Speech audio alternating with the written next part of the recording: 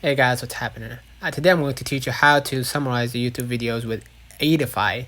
So first of all, go ahead and download Eightify or Eightify from App Store or Google Play. So I'm going to type right here Eightify, download it, and if you have, make sure to update it to the latest version.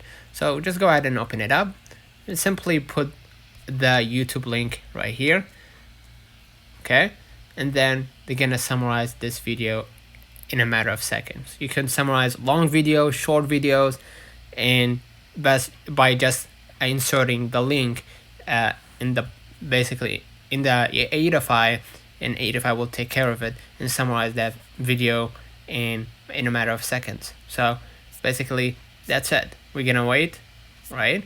And then we're gonna see the bullet point of this video exactly, right? The bullet points and what's the takeaway basically. So let me know in the comments if this video helped you. Don't forget to like and subscribe. Thank you for watching.